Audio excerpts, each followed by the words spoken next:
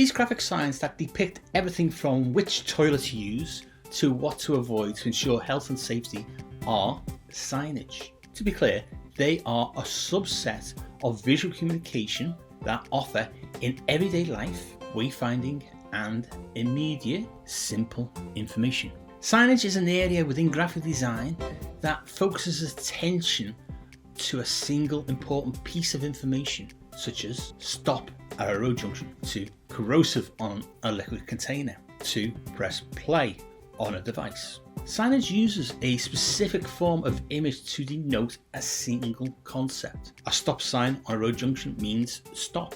There's no room for other interpretations, no connotative meanings to possible other points of view or concepts.